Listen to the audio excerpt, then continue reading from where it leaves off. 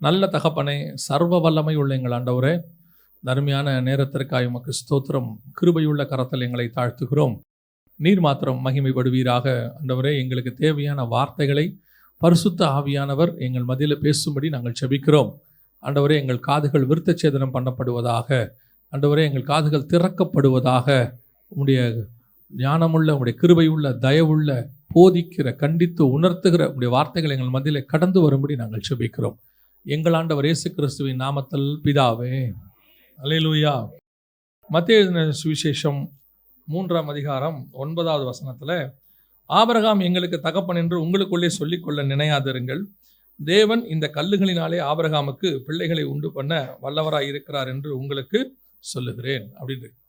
ஆபிரகாமுக்கு ஆண்டவர் அநேக பிள்ளைகளை கொடுத்தார். உங்கள் எல்லாருக்கும் தெரியும். ஆபிரகாமுடைய காரியங்களை குறித்து நீங்கள் அதிகமாக அறிந்திருக்கிறீர்கள். இங்கே புதுசாக ஆபிரகாமுக்கு ஒரு பிள்ளையை குறித்து யோவான் ஸ்நானகன் பேசுகிறார். இந்த கல்லுகளினாலே ஆபிரகாமுக்கு பிள்ளைகளை உண்டு பண்ண கர்த்தர் என்னவா இருக்கிறாரு? வல்லவராய் இருக்கிறார் அப்படின்றார். இந்த கல்லுகளினாலே உண்டு பண்ண வல்லவராய் இருக்கிறார் அப்படின்னு சொன்னால், ஆபிரகாமுக்கு ஏற்கனவே 2 வகையான பிள்ளைகள் இருக்கிறார்கள். 2 வகையான பிள்ளைகள் இருக்கிறார்கள். திருப்பிக் கொள்ளுங்கள். கலாத்தியருக்கு எழுதின நிருபம் 4ஆம் அதிகாரம் 29வது வசன வாசி. சகோதரரே, நாம் ஈசாக்கை போல வாக்கு தத்தத்து பிள்ளைகளாயிருக்கிறோம். ஆகிலும் மாம்சத்தின்படி பிறந்தவன் ஆவியின்படி பிறந்தவனை அப்பொழுது துன்பப்படுத்தினது போல இப்பொழுதும் நடந்து வருகிறது. ஒன்று வாக்கு தத்தத்தின் பிள்ளை, 2வது மாம்சத்தின் பிள்ளை. அடுத்த வசனம் என்ன சொல்லுது? அதுக்கு அடுத்த வசனம், ஆகிலும் மாம்சத்தின்படி பிறந்தவன். 2வது பிள்ளை மாம்சத்தின் பிள்ளை. இப்போ யோவான் ஸ்நானகன் சொல்றாரு, கல்லுகளினாலே ஒரு பிள்ளை. 3 வகையான பிள்ளைகளை குறித்து நாம் ஆபிரகாமுக்கு பார்க்கிறோம். ஒன்று வாக்கு தத்தத்தின் பிள்ளை ஈசாக்கை போல, இன்னொன்று மாம்சத்தின் பிள்ளை இஸ்மவேலை போல, இன்னொன்று கல்லுகளினாலே ஒரு பிள்ளை இருக்கிறது. இந்த மாதிரி 3 பிள்ளைகளை குறித்து தான் ஆபிரகாமை குறித்து அந்த இடத்துல சொல்லப்படுகிறது. அப்போ நல்லா கவனிங்க, ஆபிரகாமுக்கு 3 வகையான பிள்ளைகள் இருக்கிறார்கள். இந்த 3 வகையான பிள்ளைகளை குறித்து நாம் பார்க்க போகிறோம். இந்த 3 வகையான பிள்ளைகளுக்கு 3 ஆசீர்வாதங்கள் இருக்கிறது. இதில் நாம் எந்த ஆசீர்வாதத்தை பெற்றுக்கொள்ளப் போகிறோம் என்பதுதான் இப்பொழுது நமக்கு மிக முக்கியமான விஷயம். திருப்பிக் கொள்ளுங்க. ஆதியாகமத்தின் புஸ்தகம் 25ஆம் அதிகாரம் 5-6 வசனங்களை வாசி. ஆபிரகாம் தனக்கு உண்டான யாவையும் ஈசாக்குக்கு கொடுத்தான். ஆபிரகாமுக்கு இருந்த மறுமனையாட்டிகளின் பிள்ளைகளுக்கோ ஆபிரகாம் நன்கொடைகளை கொடுத்து தான் உயிரோடு இருக்கும்போதே அவர்களை தன் குமாரனாகிய ஈசாக்கை விட்டு கிழக்கே போக கீழ்தேசத்துக்கு அனுப்பிவிட்டான். நல்லா கவனிங்க. இங்கே 2 வகையான பிள்ளைகளை குறித்து சொல்லப்படுகிறது. ஒன்று ஈசாக்கு, இன்னொன்று மறுமனையாட்டின் பிள்ளைகள். ஆபிரகாம் 2 பேருக்கு 2 காரியங்களை கொடுக்கிறார். ஒன்று ஈசாக்குக்கு தனக்கு உண்டான எல்லாவற்றையும் கொடுத்தார். அது என்னங்கிறத அப்புறம் பார்க்கலாம். அதற்கு அடுத்து தன் மறுமனையாட்டிகளின் பிள்ளைகளுக்கோ அவர் என்ன செய்கிறாரு? நன்கொடைகளை கொடுத்து தான் உயிரோடு இருக்கும் போதே அவர்களை குமாரனாகிய ஈசாக்கை விட்டு கிழக்கே போக கீழ்தேசத்துக்கு அனுப்பிவிட்டான். ஆபிரகாமுக்கு மாம்சத்தின்படி பிள்ளைகள், மறுமனையாட்டிகளின் பிள்ளைகள் இருக்கிறாங்க. குறிப்பாக இந்த மறுமனையாட்டின் பிள்ளை யாரை பற்றி சொல்லப்பட்டிருக்குன்னா, அந்த 1வது வசனத்திலிருந்து கேத்தூரால் சந்ததியை குறித்து சொல்லப்படுகிறது. ஆபிரகாம் கேத்தூரால் என்னும் பேர் கொண்ட ஒரு ஸ்திரீயையும் விவாகம் பண்ணி இருந்தான் அப்படின்னு. ஸோ அந்த கேத்தூராலுடைய சந்ததி, அந்த கேத்தூரால் சந்ததியில் மீதியானர்கள் வருகிறார்கள். மீதியானுடைய தேசத்தில் தான் சிஃபோரால் வராங்க. சிஃபோரால் தான் மோசேயுடைய மனைவி, உங்கள் எல்லாருக்கும் தெரியும். ஸோ அவங்களும் ஒரு வகையில் ஆபிரகாமுடைய குமாரத்தி தான். ஸோ அவங்களும் ஆபிரகாமுடைய சந்ததியாக தான் இருக்கிறாங்க. ஸோ இப்போ அந்த சந்ததிக்கு அவர் என்ன கொடுக்குறாரு அப்படின்னு கேட்டால், நன்கொடைகளை கொடுத்து அனுப்பிவிட்டான் அப்படின்னு இருக்கும். ஸோ அவங்களுக்கு எல்லாம் ஒரு கிஃப்ட்ஸ் கொடுத்து என்ன பண்ணிடுறாரு? எல்லாத்தையும் அனுப்பி வச்சிடுறாரு. இது எப்போவுமே ஒரு விஷயத்தை நீங்கள் புரிஞ்சுக்கணும். எனக்கு ரொம்ப வருஷம் கழித்து நான் கற்றுக்கிட்டேன். அதை உங்களுக்கு இப்போ சொல்கிறேன். இந்த வேதத்தில் உள்ளது எதுவுமே ஹிஸ்ட்ரி கிடையாது. சரித்திரத்தை எழுதி வைக்கிறதுக்காக இந்த புஸ்தகம் கிடையாது. வெறும் நீங்கள் சரித்திரமாய் படித்தால் நீங்கள் யூதர்களாய் மாறிவிடுவீர்கள். யூதர்கள் இதை வெறும் சரித்திரமாக தான் படிக்கிறாங்க. அதனால தான் நாங்கள் ஆபிரகாமின் சந்ததி நம்ம சொல்கிறதுல பெருமையோடு இருந்தோம். ஆனால் இது வேதம், அதாவது இது தேவனுடையதான வார்த்தை. அதுக்கு பின்னாடி காடோடைய ஒரு மெசேஜ் இருக்கும். நான் சொல்றது உங்களுக்கு புரியுதா? அந்த ஓமை பார்த்தோம்ல, அத்தி மரம்ங்கிறது நார்மலாக அத்தி மரம். அதுக்கு பின்னாடி காடோடைய மெசேஜ் ஒன்று இருக்கு. அந்த மெசேஜை கண்டுபிடிக்கிறது தான் நீங்களும் நானும். உங்களை எண்ணி அது ஆண்டவர் எதுக்கு ஆவியானவரை கொடுத்து, வசனத்தை ஆவியானவர் எழுதி அதை நம்ம கையில் கொடுத்து, ஆவியானவர் எதுக்கு விளக்குறார்? ஆவியானவர் சபைகளுக்கு சொல்வதை காதுள்ளவன் அப்படின்னா என்ன அர்த்தம்? அது மெசேஜ் சொல்கிறாரு, மெசேஜ் சொல்லலை. மெசேஜ் கொடுத்தா யார் வேணாலும் மெசேஜ் கொடுக்கலாம். அதனால் அவங்க கொடுக்குற மெசேஜுக்கும் நம்ம கொடுக்குறதுக்கு என்ன டிஃபரன்ஸ்னா, அவர்கள் வசனத்தை எடுத்து வசனமாய் பேசுவார்கள். நாம் வசனத்துக்கு பின்னாடி இருக்கிற ரகசியத்தை பேசுகிறோம். ஆவியானவர் சொல்ல கொடுத்த மெசேஜ் பேசுகிறோம். அதனால தான் இது ஆவியானவர் சொல்கிறது. அப்போ இந்த வசனத்துக்கு பின்னாடி என்ன இருக்கு அப்படின்னு கேட்டீங்கன்னா, ஆபிரகாம், ஆபிராம் அப்படின்றது 2 பேர் இருக்கு ஆபிரகாமுக்கு. உங்க எல்லாருக்கும் தெரியும். 16ஆம் அதிகாரம் வரைக்கும் அவனுக்கு பேர் ஆபிராம். 17ஆம் அதிகாரத்திலிருந்து அவருக்கு பேர் ஆபிரகாம். அப்போ இந்த ஆபிராம் என்பது மேலான தகப்பன், ஹை ஃபாதர் அப்படின்னு அர்த்தம். அவருக்கு ஒரே நேசகுமாரன் இயேசு கிறிஸ்து. அவர் பிதாவாகிய தேவன். அந்த ஒரு ஆவிக்குரிய அர்த்தத்தில் தான் அது வருது. அதற்கு பிறகு ஆபிரகாம் என்ன ஆகிறாரு, ஆகார திருமணம் பண்ணி அதுக்கப்புறம் அது என்னவா மாறிடுறாருன்னா, அவர் சாதாரண ஜாதிகளுக்கு தகப்படாய் மாறிடுறார். நிறைய பசங்களுக்கு பையங்களாக மாறிடுறார். இப்போ இந்த மாதிரியே தான் தேவனுக்கு பல வகையான ஜனங்கள் பூமியில் இருக்கிறார்கள். பல வகையான ஜனங்கள் பூமியில் இருக்கிறார்கள். ஒன்று மாம்சத்தின்படி இஸ்மவேலர்கள் அல்லது இஸ்ரவேலர்கள் அவருக்கு மாம்சத்தின்படி பிள்ளைகளாக இருக்கிறார்கள். அதாவது அவங்க மாம்சத்துக்குரிய ஆசீர்வாதத்துக்குரியவராக இருக்கிறார்கள். இதிலேயே ஆபிரகாமை தங்களுக்கு தகப்பனாக கொண்டிருக்கிற இன்னொரு சந்ததியும் இருக்கு. நல்லா புரிஞ்சுக்கோங்க.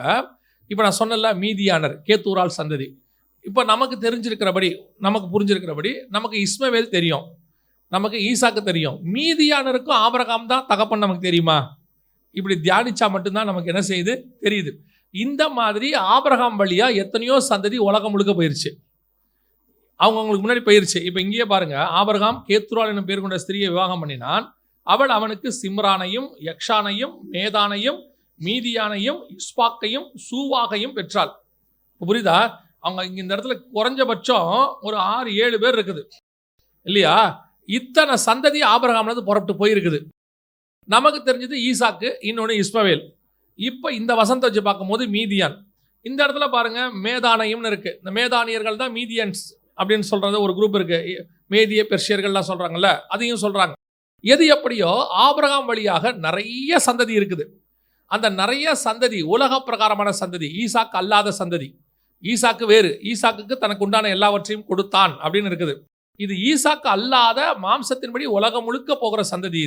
இது யார் யாரெல்லாம் எங்கெங்க இருக்கிறாங்க நமக்கு தெரியவே தெரியாது. ஆனா இவர்களுக்கும் ஆபிரகாம் என்ன கொடுத்திருக்கிறாரு? நன்கொடைகளை கொடுத்திருக்கிறார். உலக பிரகாரமா பார்த்தா அது கிஃப்ட்ஸ். ஸ்பிரிச்சுவலி எடுத்தா ஆபிரகாமுடைய கிஃப்ட்ஸ் இவங்ககிட்டயும் இருக்குது. ஆபிரகாமுடைய கிஃப்ட்ஸ் இருக்கு, இவங்ககிட்டயும் இருக்குது. இப்போ ஆபிரகாமின் ஆசீர்வாதங்கள் எங்க போகுது? இவங்களுக்கும் போகுது, இவங்களுக்கும் போயிருக்கு. ஆனா இந்த ஆசீர்வாதம் என்பது எதற்குரியதா இருக்கிறதுன்னு கேட்டீங்கன்னா, பூமிக்குரியதாக இருக்கிறது. இந்த ஆசீர்வாதம் எதுக்குரியதா இருக்கு? பூமிக்குரியதாக இருக்கிறது. அதோட இந்த ஆசீர்வாதம் பூமியோடய முடிஞ்சிடும். இதுக்கப்புறம் இந்த ஆசீர்வாதம், ஆனா இது ஆபிரகாம் வழியா தான் வருது. சில நேரங்களில் நீங்க பாத்தீங்கன்னு சொன்னா, அப்போஸ்தலர் நடவடிக்கையில் ஒரு வசனம் இருக்குது. அதாவது அத்தனை பட்டணத்துக்கு பவுல் போவாரு. அங்க போன உடனே அவங்க அத்தனை பட்டணத்தார் நிறைய விக்கிரகங்கள் நிறைந்திருக்கிறத காண்பாரு. அதுல அவர் ஒரு வார்த்தை ஒன்று சொல்வாரு, நீங்கள் தடவியாகிலும் அவரை கண்டுபிடிக்கும்படிக்கு உங்கள் புலவர்களில் சிலர் அவரை குறித்து பாடி வைத்திருக்கிறார்கள் இருக்கு. தடவியாகிலும் கண்டுபிடிக்கும்படிக்கு. தடவுறது யாரா இருக்கும்? தடவி கண்டுபிடிக்கிறவன் யாரு? கண்ணு தெரியாதவர் தான் தடவி கண்டுபிடிக்கிறவர். ஸோ தடவியாகிலும் கண்டுபிடிக்கும்படி அப்படின்னா என்ன அர்த்தம்? மனக்கண்கள் குருடா இருக்கிறவங்களுக்கு. ஆனா அவங்க கிட்ட கடவுள் இருக்கிறார். ஆண்டவரை பத்தினதான விஷயம் அவங்க கையில இருக்கு. ஆனா தடவி பார்த்தா தான் தெரியும். அந்த விஷயத்துல அவங்க என்னவா இருக்கிறாங்க? ஆவிக்குரியதான மனக்கண்கள் குருடர்களாக இருக்கிறார்கள். அதோட அர்த்தம் என்ன? இவங்களுக்கு தேவனை பத்தின விஷயம் சொல்லப்பட்டிருக்குது. தேவனை பத்தின விஷயம் சொல்லப்பட்டிருக்கு. ஆனா இவங்களுக்கு அது தேவன் சொன்னதுன்னு தெரியாது. அவங்களுக்கு இயேசுவை பத்தி சொல்லியிருக்குது, பிதாவை பத்தி சொல்லியிருக்குன்னு தெரியாது. ஏன்னா அவங்க மனக்கண்கள் குருடா இருக்கு. சரி, அவங்க கண்டுபிடிக்கிறதுக்கு தான் ஆண்டவர் என்ன பண்றாராம்? தடவியாகிலும் கண்டுபிடிக்கும்படி. அப்ப இவங்க கிட்ட இந்த விஷயம் எப்ப யார் வழியா போச்சு? இவங்க கிட்ட தேவனை பத்தின அறிவு இருக்கு இல்லையா? ஒரு விஷயம் இருக்கு, அதை தான் தடவி கண்டுபிடிக்க சொல்றாரு. எப்படி இவங்க கிட்ட அது போச்சுன்னு கேட்டீங்கன்னா, ஆபிரகாம் வழியா தான் போச்சு. ஆபிரகாம் வழியா தான். இப்ப ஆபிரகாமின் சந்ததியில வந்தவங்க எத்தனையோ பேர் பல மார்க்கத்தில் இருக்கிறாங்க. அந்த மார்க்கத்தில் உள்ளதெல்லாம் நீங்க போய் பார்த்தீங்கன்னா, நம்ம பைபிளில் உள்ள பழைய ஏற்பாட்டினுடைய வெளிப்பாடு அங்கே இருக்கும். அதை பற்றினதான காரியங்கள் இருக்கும். பிரகாரம், பரிசுத்த ஸ்தலம், மகா பரிசுத்த ஸ்தலம், திரைச்சிலை போட்டிருப்பாங்க. அது உள்ள கடவுள் இருப்பார். திரைச்சிலைக்கு இந்த பக்கம் இவங்க இருப்பாங்க. அங்கே ஒருத்தர் நின்று கடவுளுக்கும் இவங்களுக்கு நடுவில் மீடியேட்டர் ஆசாரியனா இருப்பார். வாசலில் பார்த்தீங்கன்னா வெங்கல தொட்டி நமக்கு இருக்கும், அவங்களுக்கு ஒரு குளம் இருக்கும், பார்த்துருப்பீங்க. அப்படியே நம்மளுடைய ஆசாரிப்பு கூடாரத்தினுடைய மாடல் அவங்க வச்சிருப்பாங்க. சரி, இந்த இப்படி செய்யணும்னு அவங்களுக்கு யார் வழியா தெரிஞ்சிச்சு? எது வழியா அவங்களுக்கு வந்தது? ஆபிரகாமின் வழியாக இதெல்லாம் வந்துச்சு. இதுதான் அவர் கொடுத்த நன்கொடை. கிஃப்ட்ஸ் என்ன கிஃப்ட் கொடுத்துருக்கிறாருன்னா, நீங்க தடவியாகிலும் அவரை கண்டுபிடிச்சிருங்க. ஆபிரகாம் வழியா கர்த்தர் அதை கொடுத்து அனுப்பிட்டார். உலக பிரகாரமா பார்த்தா கிஃப்ட், ஸ்பிரிச்சுவலி பார்த்தா ஆபிரகாம் வழியா இந்த காரியங்கள் அவர்களுக்கு கொடுக்கப்பட்டிருக்கிறது. அதனாலதான் பல விஷயங்கள் அங்க பாத்தீங்கன்னா பழம் சாப்பிடக்கூடாது, இங்கேயும் பழம் சாப்பிடக்கூடாதுன்னு இருக்கும். அங்கேயும் பாம்பு இருக்கும், இங்கேயும் பாம்பு இருக்கும் நீங்க பார்த்தீங்கன்னா எல்லா மார்க்கங்கள்ல எந்த மார்க்கத்துக்கு போங்க பாம்பு இருக்கும். எல்லா மார்க்கத்திலையும் பாம்பு தான் வச்சிருப்பாங்க. அது ஏன் வச்சிருக்கிறாங்க? நீங்க சைனீஸுக்கு போங்க பாம்பு வச்சிருப்பாங்க. நீங்க கிரீக்குக்கு போங்க பாம்பு வச்சிருப்பாங்க. நீங்க வேற எந்த ஒரு இதுக்கு போங்க பாம்பு ஏன் பாம்பு வச்சிருக்கிறாங்க? பாம்புக்கும் மனுஷனுக்கும் என்ன சம்பந்தம்? இந்த சம்பந்தம் பைபிள்ல மட்டும்தான் இருக்குது. அங்கதான் ஆரம்பிக்குது. அங்க இருந்து அந்த பாம்பு சம்பந்தம் உலகம் முழுக்க போகுது. அப்ப இவங்களுக்கு போச்சே, யார் வழியா போச்சு? அதான் கேள்வி. இப்ப நம்ம பேசுறது அதான். யார் வழியா போச்சு? ஆபிரகாமுடைய சந்ததிகள் வழியாகத்தான் போயிருக்கணும். எதுக்கு இவங்களுக்கு போக அனுமதி கர்த்தர் கொடுத்தார்னா, அவர்கள் தடவியாகிலும் இதை கண்டுபிடிக்கும்படி. அவர்கள் வேதங்களை அவர்கள் தடவி பார்த்தால் கிறிஸ்து தெரிவார். அவர்கள் வேதங்களை அவர்கள் ஆராய்ந்து பார்த்தால் கிறிஸ்து தெரிவார். இதுதான் அவர்களுக்கு கொடுக்கப்பட்ட நன்கொடை, ஆபிரகாம் மூலமாக கொடுக்கப்பட்ட நன்கொடை. ஆனா இதனுடைய பிரச்சனை என்னன்னு கேட்டா, இந்த நன்கொடையை வெறும் நன்கொடையா வச்சுட்டு, அதை வெறும் வேதமா வச்சுட்டு, அல்லது வெறும் கதைகளா வச்சுக்கிட்டு அவங்க போயிட்டாங்கன்னா, அவங்க எங்க போவாங்கன்னு வசனம் சொல்லுது, கீழ் தேசத்திற்கு அனுப்பிவிட்டான். கிழக்கே கீழ் தேசத்துக்கு. ஸ்பிரிச்சுவலி பார்த்தீங்கன்னா இவங்க மேலே போகிற கூட்டம் இல்லை, கீழே போகிற கூட்டம். கீழ் தேசத்துக்கு அனுப்பிவிட்டான், கீழ் லோகத்துக்கு அனுப்பிவிட்டான்னு அர்த்தம். ஆனால் அவன் அனுப்புனது ஈக்குவேட்டர் கீழே உள்ளது. நான் உலக பிரகாரமாக சொன்னான். ஸ்பிரிச்சுவலி இதை பார்த்தீங்கன்னா உலக ஆசீர்வாதத்தோடு கூட பெற்றுக்கொண்டு ஆபிரகாமிலிருந்து போனவங்க எங்கே போயிட்டாங்களாம்? கீழ் தேசத்துக்கு போயிட்டாங்க. அப்போ உலக ஆசீர்வாதத்தை மட்டும் வைத்துக்கொண்டு ஆபிரகாமின் ஆசீர்வாதம் தேவனிடத்தில் இப்படி வச்சுக்கோங்க. தேவனிடத்திலிருந்து நீங்கள் உலக ஆசீர்வாதத்தை மட்டும் வாங்குறவர்களாக இருந்தால் கிடைக்கும். இம்மைக்குரியதை மாத்திரம் நீங்கள் தேடுவதாக இருந்தால் கிடைக்கும். ஆனால் முடிவு பரிதவிக்கப்பட்டதாக இருக்கும். இம்மைக்குரியதாக மட்டும் தேவனை தேடுகிறவர்களாக இருந்தால் நம்ம எப்படி இருக்கோம்? பரிதவிக்கப்பட்டவர்களை போல காணப்படுவோம். அப்படின்னா இன்னைக்கு ஆண்டவர்கிட்ட இருந்து ஆசீர்வாதத்தை வாங்கிட்டு புறப்படுகிற சந்ததிகள்ல ஒரு சந்ததி வெறும் நன்கொடைகளை மட்டும் வாங்குற சந்ததி. அதான் அவங்க ஆண்டவர்கிட்ட வந்து எதையாவது கேட்டுக்கிட்டே இருப்பாங்க. ஆண்டவர்கிட்ட இருந்து உலக ஆசீர்வாதத்தையே கேட்டு வாங்குற ஒரு கூட்டம். ஆண்டவர் சொல்றாரு, நான் இவ்வளத்தை கொடுத்தவர், எல்லாவற்றையும் தந்தவர், எல்லாவற்றையும் தந்த மிச்சம் எல்லாத்தையும் தராது இருப்பது எப்படி சொல்லிட்டு சொல்றாரு. காட்டு புஷ்பத்தை பாருங்க, உடுத்தி வைத்திருக்கிறாரு, குருவிகளுக்கு போஷிக்கிறாரு. ஆனா நாம இன்னும் இந்த நன்கொடைகளுக்காக தான் தேவனை பின்பற்றுகிறோம். ஒரு கூட்டம் ஆபிரகாமின் சந்ததி தான் இவங்களும் பிதாவாகிய தேவனுக்கு பிள்ளைகள் தான். இவங்களும் சர்ச்சுக்குள்ள இருப்பாங்க. ஆபிரகாமுடைய காரியங்கள் அதன் மூலமா இப்ப நீங்க கலாத்தியர்ல வாசிக்கும் போது ஆபிரகாமின் ஆசீர்வாதங்கள் இயேசு கிறிஸ்துவின் வழியாக புறஜாதியாருக்கு வரும்படிக்குன்னு இருக்கு, வருது. ஆனா எந்த ஆசீர்வாதம் வருதுன்னு தான் இப்ப கேள்வி. இயேசு கிறிஸ்துவிட்ட நீங்க ஆசீர்வாதத்தை வாங்குறீங்க, எந்த ஆசீர்வாதத்தை வாங்குறீங்க? என் நாமத்தினாலே எவைகளை கேட்டால் நான் உங்களுக்கு தருவேன்னு சொன்ன இயேசு எதை கேட்கணும்னு உங்களுக்கு தெரியணும்ல. வசனம் சொல்றது ரோமர்ல, நாம் வேண்டிக் கொள்வது இன்னதென்று அறியாது இருக்கிறபடியினாலே. இன்னைக்கு உட்கார்ந்து நம்ம என்ன பண்ணிட்டு இருக்கிறோம்? இயேசு கிட்ட இந்த நன்கொடைகளை கேட்கிற கூட்டமாய் தான் காணப்படுகிறோம். அதை கொடுங்க ஆண்டவரே, இதை கொடுங்க ஆண்டவரே, அதை வேணும், இதை வேணும். இதில் நம்ம பல நேரங்களில் இதை நம்ம எப்படி பார்க்குறோம்னா, வாழ்க்கைக்கு அத்தியாவசியம் தானே கேட்குறோம். அவர் சொல்றாரு, பரலோகத்துக்குரிய மேன்மையே கொடுத்தார், இயேசு கிறிஸ்துவையே கொடுத்தவர் மற்ற எல்லாவற்றையும் அருளாது இருப்பது எப்படிங்கிறார். மிச்சம் எல்லாத்தையும் நான் எப்படி தராம இருப்பேன்னு கேட்கிறார். ஆனா நீ இதுக்காகவே என்னை தேடுறியே, இதுக்காகவே என்னை கேட்டுக்கிட்டே இருக்கிறியே. சபை என்பது இப்ப நீங்க அத்தனை பேரும், நான் சொல்றது இங்க இருக்கிறவங்களை சொல்லல, பொதுவா இன்னைக்கு கிறிஸ்தவத்தினுடைய கடைசி கால சபையினுடைய நிலைமை என்னன்னா, இந்த உலக பிரகாரமான நன்கொடைகள் ஆசீர்வாதங்களை கேட்கிற சபையாவே இருக்கு. எல்லாரும் இதைத்தான் கேட்குறாங்க. அப்போ இங்க தேவைகள் இல்லையா? தேவைகள் இருக்கு. உங்களுக்கு என்ன தேவை என்பதை நம்முடைய பரமபிதா முன்பே அறிந்திருக்கிறார். அவருக்கு தெரியாதா? அவருக்கு தெரியாததான் நீங்க கேட்க போறீங்களா? வருந்தி கேட்டு கெஞ்சி அழுது. சிலர் என்ன சொல்லுவாங்கன்னா, யாக்கோபு அப்படி கேட்டதனால தானே பெற்றுக்கொண்டான். வசனத்தை மேலோட்டமாக பார்க்கும்போது எல்லாமே கொஞ்சம் நமக்கு சாதகமாக தான் இருக்கும். அந்த வசனம் நீங்கள் கொஞ்சம் ஆழமாக போனீங்கன்னா தான் ஆழமான செய்தி கிடைக்கும். இங்கே பாருங்க, ஆதியாகமத்தின் புஸ்தகத்தில் 32ஆம் அதிகாரம் 26வது வசனம் வாசி. அவர், நான் போகட்டும், பொழுது விடுகிறது என்றார். அதற்கு அவன், நீர் என்னை ஆசீர்வதித்தாலொழிய உம்மை போகவிடேன் என்றான். இப்போ கவனிங்க, கர்த்தர் இவனை ஆசீர்வதிக்க வந்தாரா, தேற்றுவதற்கு வந்தாரா? அந்த இடத்துல யாக்கோபை ஆசீர்வதிக்க வந்தாரா, ஆறுதல் படுத்த வந்தாரா? ஆறுதல் படுத்தத்தான் அவர் வந்தார். அவனை ஆசீர்வதிக்க அவர் வரவே இல்லை. அந்த இடத்துல காடோடைய ஆசீர்வாதம் கொடுக்கறதுக்கு காட் என்ன செய்யல, வரல. அவர் அவனை கன்சோல் பண்ண வந்தார். இன்னப்பா நீ கவலைப்படாத, பார்த்துக்கலாம், நாளைக்கு என்ன பிரச்சனை வந்தாலும் என்ன, இவன் தானே வரப்போறான், யாரு, ஏசா தானே வரப்போறான், நான் இருக்கிறேன், நீ ஒன்றும் கவலைப்படாத, கன்சோல் பண்ண வந்தார். நைட்டு முழுக்க கன்சோல் பண்ண முடியல, அழுதுனே இருக்கிறான். பல நேரங்களில் இந்த அழுது சாதிக்கிற பிள்ளைகள் இருக்கு. நம்மள அப்பாவோட இருதயம் என்ன செஞ்சிடும், உடஞ்சிடும். அழுதா விட்டுட்டு போக முடியாது. யாக்கோபு ரா முழுவதும் அழுகுறான். இவர் போக மாட்டேன், இவரால் போக முடியல. அவனை தாண்டி என்னடா அவன் அழுதுகிட்டே இருக்கான், இவனை கன்சோலே பண்ண முடியல. அவன் என்ன சொல்லி அழுகுறான், நாளைக்கு காலங்க இவன் என்ன பண்ணான் தெரியுமா உங்களுக்கு? இந்த அதை விட கொடுமையா இருக்கும். அந்த வசனம் எப்படி இருக்கு பாருங்களேன். நான் 24வது வசனம் வாசிங்க. யாக்கோபு பிந்தி தனித்திருந்தான். அப்பொழுது ஒரு புருஷன் பொழுது விடியுமளவும் அவனுடனே போராடி அவனை மேற்கொள்ளாததைக் கண்டு அவனுடைய தொடைச்சந்தை தொட்டார். இந்த போராடி மேற்கொள்ளாதனா என்ன பண்ணியிருக்கான் யாக்கோபு? நீங்க என்ன ஃபீல் பண்றீங்க? யாக்கோபு என்ன பண்ணிருப்பான்னு நினைக்கிறீங்க? போராடி மேற்கொள்ளாததை கண்டு அப்படின்னா என்னவா இருக்கும் நீங்க நினைக்கிறீங்க? சண்டை போட்டிருக்கான்ல, காலை பிடிச்சி ரொம்ப பண்ணியிருக்கான்ல. வாசிங்க ஓசியாவின் புஸ்தகம் 12ஆம் அதிகாரம் 3-4 வாசிங்க. அவன் தாயின் கர்ப்பத்திலே தன் சகோதரனுடைய குதிகாலை பிடித்தான். தன் பலத்தினால் தேவனோடே போராடினான். அவன் தூதனானவரோடே போராடி மேற்கொண்டான். அழுது அவரை நோக்கி கெஞ்சினான். பெத்தேலிலே அவர் அவனைக் கண்டு சந்தித்து அவ்விடத்திலும் நம்மோடே பேசினார். அதான் போராடி இருக்கான். நைட்டு முழுக்க காலை பிடிச்சிட்டு அழுதுருக்கான். அழுன்னு அழுதுருக்கான். விடமாட்டேன் இருக்கான். ஆனா அதே நேரத்தில் தகப்பனாச்சா அழுதா கிராஸ் பண்ண முடியாது அவரால். நைட்டு முழுக்க அழுதுருக்கான். உட்காந்து தூதனானவருடைய அழுது கெஞ்சினானா, போவாதீங்க. அவர் சொல்றாரு, டே பொழுது விடியுதுரா, நைட்ல இருந்து நீ அழுதுன்னு இருக்கிற, நானும் சொல்றேன் ஒன்றும் ஆகாதுன்னு. அது எப்படி நான் நம்புறது? நீங்க போயிருவீங்க, நாளைக்கு ஏசா வந்துருவான், நான் என்ன பண்ண? அவர் சொல்றாரு அதெல்லாம் ஒன்றும் ஆகாது. நான் ஒத்துக்க மாட்டேன். இப்ப இவருக்கு இவனை ஆசீர்வதிக்கிற பிளான்லாம் ஒன்றும் இல்லை. இவர் எதுக்கு வந்தாரு?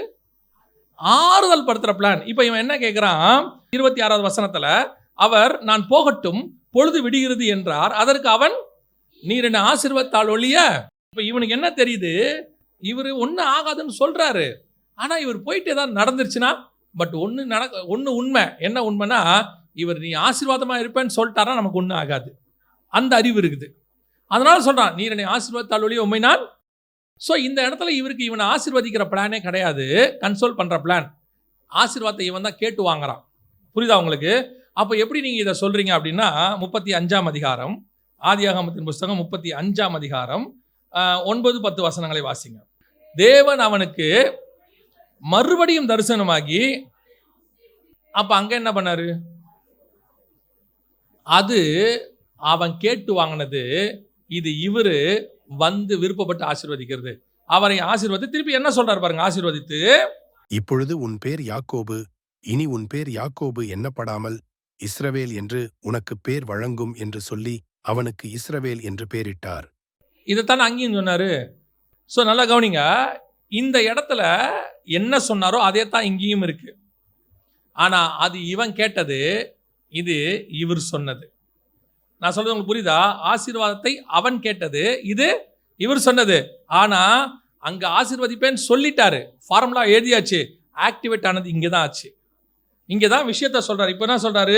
இனி இஸ்ரவேல் என்று உனக்கு பேர் வழங்கும் சொல்லி அவனுக்கு இஸ்ரவேல் என்று பேரிட்டார். பின்னும் அவரை நோக்கி, நான் சர்வ வல்லமையுள்ள தேவன், நீ பலுகி பெருவாயாக, ஒரு ஜாதி பல ஜாதி. இதெல்லாம் ஆசீர்வாதம்லாம் இல்லை, இங்கே தான் சொல்றாரு. அங்கே ஒண்ணுமே சொல்லலை. இனி உன் பேர் இஸ்ரவேல் எனப்படுவதாக, தேவனோட மனுஷனோட போராடி மேற்கொண்டாயே என்று அவனை ஆசீர்வதித்தார். அவ்வளவுதான். ஆசீர்வதித்தார்ன்ற வேர்டு மட்டும்தான் இருக்கு. என்னங்கிறது இங்கே தான் இருக்கு. எதுக்கு உங்களுக்கு சொல்றேன்? பல நேரங்களிலே நாம் தான் போராட்டுகிறோம் ஆண்டவர்கிட்ட போய், ஆசீர்வாதத்தை கொடுங்க. இப்போ பல நேரத்தில் அந்த ஆசீர்வாதம் என்னவா மாறுகிறதுனா உலக ஆசீர்வாதமாய் மாறுது. ஏன்னா நம்ம கேட்கறதே அதுக்காக தான் கேட்டுக்கிட்டு இருக்கிறோம். உங்களுக்கு சொல்றேன், உங்களை அவர் ஆசீர்வதிக்க வேண்டும் என்றால் அவர் வந்து உங்களை ஆசீர்வதிக்க வல்லமை உள்ளவராக இருக்கிறார். ஏன்னா இஸ்ரவேலை ஆசீர்வதிப்பதே அவருக்கு பிரியம். சான்ஸ் கிடைச்சா வந்து ஆசீர்வதிச்சிருவார். அப்போ அந்த சான்ஸ் கிடைச்சா ஆசீர்வதிக்கிற தேவனை நீங்க ஏன் போட்டு கெஞ்சுறீங்க? எனக்கு அது கொடுங்க ஆண்டவரே. இதுல என்ன கொடுமைன்னா, நீங்க கேட்க கூடாத வேற கேட்டுடுறீங்க. அவருக்கு உங்களுக்கு அதை கொடுக்கறதுல பிளானே இல்லை. நீங்க அதை என்ன பண்ணிடுறீங்க? கேட்டுறீங்க, அழுது கெஞ்சுறீங்க, நைட்டு முழுக்க கெஞ்சுறீங்க. இப்போ அவர் கொடுக்கணும்னு முடிவு பண்ணாருன்னா அவர் கொடுக்க போறாரு. உங்களுக்கு அவர் கொடுக்கும்போது, எந்த ஒரு ஆசீர்வாதத்தையும் கொடுக்கும்போது அதோடு கூட வேதனையை கூட்டார். எந்த வேதனையும் இருக்காது. நான் சொல்லுவேன், எனக்கு யாருக்கு எப்படின்னு தெரியாது, என்னை பற்றி எனக்கும் ஆண்டவருக்கும் உள்ளதை மட்டும் நான் சொல்கிறேன். தாவீதை சுற்றிலும் எல்லாவற்றையும் அமைதலாக்கி இருந்தார்னு இருக்குல்ல, அதுதான் கர்த்தருடையதான மனம். எப்பவுமே நம்ம சுற்றி எல்லாம் அமைதியாக இருக்கணும் தான் கர்த்தர் விரும்புகிறார். நாம் அமைதியாக இருக்கணும், சமாதானமாக இருக்கணும்னு நம்மளா தான் எல்லாத்தையும் தூக்கி தலை மேலே வாரி போட்டுக்கிறது. நம்மளே தான். ஆண்டவர் உங்களுக்கு இடம் கொடுக்குறேன்னாரா, கொடுக்குற வரைக்கும் வெயிட் பண்ணுங்க. நீங்களே அப்புறம் ஒவ்வொரு இடமா தேடுறது, இந்த இடமான்னு உங்களுக்குரிய இடம் வரும். அப்புறம் நீங்களே போய் ஒரு இடத்த செலக்ட் பண்ணி அதுக்கு ஒரு இனிஷியல் பேமெண்ட்டை கட்டிட்டு மிச்ச பேமெண்ட்டை கட்ட முடியாமல் அந்த பேமெண்ட்டும் வராமல் அப்புறம் அதுவும் போய் இதுவும் போய், இதெல்லாம் நமக்கு தேவை? ஒன்றும் தேவையில்லை. உங்களுக்கு கொடுக்கணும்னு முடிவு பண்ணால் வந்து கையை பிடிச்சி கர்த்தர் கொடுத்துட்டு போவார். நன்கொடை விரும்புகிற ஆண்டவர்கிட்ட போய் கெஞ்சிரும். ஆண்டவர் சொல்கிறாரு, உனக்கு இந்த நன்கொடை அல்ல, இந்த பூமிக்குரிய ஆசீர்வாதம் உனக்கு அல்ல. என்ன சொல்றீங்க? அப்போ பூமிக்குரிய ஆசீர்வாதம் கிடையாதா? நான் இப்போ நேரடியாக தான் சொல்றேன், பூமிக்குரிய ஆசீர்வாதம் நமக்கு கிடையாது, பூமிக்குரிய தேவை நமக்கு சந்திக்கப்படும். ஏன்னா பூமியில் இருக்கிறது எதுவுமே ஆசீர்வாதம் கிடையாது. ஏன்னா எல்லாம் ஒரு நாள் இந்த பூமியில் ஒழிந்து போகும். ஆசீர்வாதம்னா என்ன தெரியுமா? உங்க ஆத்மாவோட கடைசி வரைக்கும் வரணும், அதான் ஆசீர்வாதம். இந்த உலகத்தில் நீங்க எதை வேணாலும் எடுத்துக்கோங்க, இந்த பூமியோட போயிடும். அது அந்தந்த நேரத்தில் உங்களுக்கு ஆசீர்வாதம் போல தோன்றும். அதுக்கு பிறகு அந்த ஆசீர்வாதமே ஒரு நாள் உங்களுக்கு போர் அடிக்கும். நீங்கள் ஒரு 2 வீலர் வாங்குறீங்க, ஆசீர்வாதம் ஜோம் பண்ணுறீங்க, 3 வருஷம் கழிச்சு அது ரிப்பேர் ஆக தொடர்ந்து விற்கணும்னு தோணுதா இல்லையா? ஏன் ஆசீர்வாதத்தை விற்கிறீங்க? உங்கள் ஆசீர்வாதத்தை விற்கலாமா? அப்போ அது ஆசீர்வாதம் இல்லையா? ஆசீர்வாதம் இல்லை, தேவை. இப்போ உங்களுக்கு சட்டை நல்ல புடவையை ஆண்டவர் கொடுக்குறாரு, கர்த்தருடைய கிருபையினால கர்த்தரை ஆசீர்வதிச்சு ஒரு புடவையை கொடுத்தாரு, ஸ்தோத்திரம், பிரைஸ் தி லார்ட். ஆனால் உண்மையிலே அது ஆசீர்வாதமா தேவையா? தேவை. ஒரு நாள் இந்த புடவையை நீங்களே தூக்கி போடுவீங்க, அதுக்கு பதிலாக வேற ஒரு புடவையை வாங்குவீங்க. இன்னைக்கு நமக்கு தேவைக்கும் ஆசீர்வாதத்துக்கும் வித்தியாசம் தெரியல. எது ஆசீர்வாதம் நான் பின்னாடி சொல்றேன். ஆனால் கேத்தூராளுக்கு கொடுத்தது எல்லாம் நன்கொடை. ஆபிரகாமுக்கு உண்டானது எல்லாவற்றையும் ஈசாக்கு கொடுத்தான், மறுமனையாட்டின் பிள்ளைகளுக்கோ நன்கொடைகளை கொடுத்து அனுப்பினான். இவர்கள் அந்த ஆசீர்வாதத்துக்கு உரியவர்கள் கண்டிப்பாய் ஒரு நாள் கீழ் தேசத்துக்கு தான் போவாங்க. நீங்க உலக ஆசீர்வாதத்துக்கு மட்டும் தேவனை தேடுறவங்களா இருந்தீங்கன்னா ஒரு நாள் பரலோகம் உங்களுக்கு கிடைக்காது. நான் திருப்பியும் சொல்றேன், பூமிக்குரியது உள்ளம் தேவை, அந்த தேவை சந்திக்கப்படும். குறைவில்லாதபடிக்கு தேவன் சந்திப்பார். ஒரு சாப்பிட்றதுக்கு மன்னா வேணும்னு சொன்னா கர்த்தர் அளவுக்கு அதிகமாக கொடுக்குற ஆண்டவர், அமுக்கி குலுக்கி சரிந்து விழும்படி தருவார். ஆனால் என்னுடைய தேவை அது அல்ல, என்னுடைய தேவை வேறு. நான் வெறும் நன்கொடைக்காக மட்டும் அவரை ஃபாலோ பண்றவன் கிடையாது. அது கிடைக்குமா, இது கிடைக்குமா? சிலர்லாம் வாழ்நாள் எல்லாம் நிதானம் வந்து ஆண்டவரை கேட்க ஆரம்பிச்சதுல இருந்து அவங்க கேட்டுக்கிட்டே இருப்பாங்க. எதை கேட்பாங்கன்னு பாருங்க. நீங்க பைபிள்ல உள்ள நம்ம ஆட்கள் கேட்டதெல்லாம் பாருங்களேன். அதாவது நல்ல ஆவிக்குரியவர்கள் கேட்டதை பாருங்க. மோசேயை குறித்து வசனம் சொல்லுது, இனி வரும் பலன் மேல் நோக்கமாகி தேவ ஜனங்களோட துன்பத்தை அனுபவிக்க தெரிந்து கொண்டான். எபிரேயர் 11:24-25 இருக்கு. இனி வரும் பலன் மேல் நோக்கமாகி தேவ ஜனங்களோட துன்பத்தை அனுபவிக்க தெரிந்து கொண்டான். இப்ப மோசே யாரு? அதுக்கு முந்தின வசனம் சொல்லுது, விசுவாசத்திலே அவன் பெரியவனான போது பார்வோன் குமாரத்தியின் மகன் எனப்படுவதை வெறுத்து. யாரு? பெரிய ராஜாவுடைய தங்கச்சி பையன், பார்வோன் குமாரத்தியின் மகன். அந்த ராஜாவுடைய வீட்டில் இருக்கக்கூடியதானே அந்த அம்மாவுடைய பையன், வளர்ப்பு பையன் இவன். அது எனக்கு வேணாங்கிறான். இப்போ அதைத்தானே நம்ம ஆசீர்வாதங்கிறோம். நம்ம எல்லாருமே வந்து அதாகணும் இதாகணும். அவன் சொல்றான், எனக்கு அதல்லப்பா, அதிலும் மேன்மையான வேறொரு ஆசீர்வாதம் இருக்கிறது. இப்போ ஆபிரகாமை பத்தி சொல்றாங்க, கால் மிதிக்கும் தேசத்தை உனக்கு தருவேன் ஆண்டவர் சொன்னாரு. அந்த தேசத்தை ஆபிரகாம் கேட்டாரு, ஆபிரகாமே கேட்கிறாரு, எதனால இதை நான் சுதந்திரத்துக் கொள்வேன் எல்லாம் சொல்றாங்க. அதே ஆபிரகாம் தான் திருப்பி சொல்றாரு எபிரேயர் 11:9 முதல் 13 வசனங்களை வாசிச்சு பாருங்க. அவன் அதை அல்ல, அதிலும் மேன்மையான பரம தேசத்தை அவன் நாடினான்னு இருக்கு. அந்த தேசத்துக்கு வந்துட்டான், கானானுக்கு வந்த பிறகு தேசத்தை பார்க்கறான். இவ்வளவு தானா?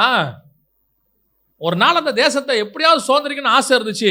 ஆண்டவரை கேட்டேன், எதனால இதில் சுதந்திரத்துக் கொள்வேன், எழுச்சி நட, உன்னால எவ்வளவு நடக்க முடியுமா நடனாரு. நடந்தாரு. சரி, இதை நான் உனக்கு தரேன்ட்டாரு, உன் சந்ததிக்கு தரேன்ட்டாரு. எல்லாம் ஓகே தான், தரேன்றதா சூப்பர் தான். ஆனா ஒரு நாள் ஆபிரகாம் படுத்துட்டு இப்படி யோசிக்கிறான் கூடாரம் வாசல்ல, இவ்வளவுதானா இந்த தேசம்ன்றது? இவ்வளவுதானா? நான் எனக்கு கடைசியாக ஒரு மக்பேலா கோயிலில் கொண்டு போய் வைக்க போறாங்க, அவ்வளவுதானா?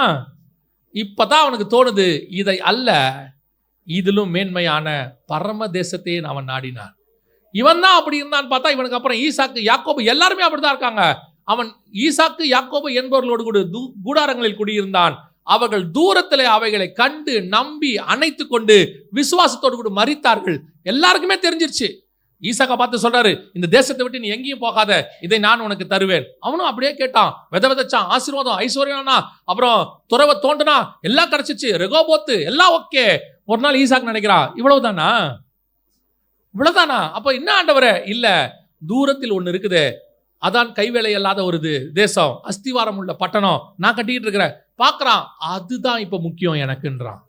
யாக்கோபு ஒரு நாள் படுத்திருக்கிறான், திரும்பி கொண்டாந்து இந்த தேசத்தை உனக்கு உன் சந்ததிக்கு நான் தருவேன் எல்லாம் சொல்றாரு. திரும்பி வந்தாச்சு, தேசம் கிடைச்சிருச்சு, அப்பாடா 12 பசங்க எல்லாம் ஓகே. இப்ப சொல்றான், இவ்வளவுதானா? இப்பதான் அவனுக்கு தெரியுது, இதை அல்ல, எனக்கு இயேசு கிறிஸ்துவ பத்தின தரிசனம் வருது, ஒரு நாள் அவர் வருவாரு, அந்த தேசம் எனக்கு வேணும். அதையெல்லாம் அவங்க அனுபவிச்சுட்டு கடைசியா சொல்றான், இதெல்லாம் இதிலும் மேன்மையானது. இன்னைக்கு நீங்களும் நானும் அவன் எதெல்லாம் அதை அல்லன்னு சொன்னானோ அந்த நன்கொடைகளுக்கு தான் அலைஞ்சிக்கிட்டு இருக்கிறோம். நன்கொடை கொடுங்க, அதை கொடுங்க, இதை கொடுங்க ஆண்டவரே. அவரை தெளிவா ஒரு தடவைக்கு 100 தடவை பைபிள்ல சொல்றாரு.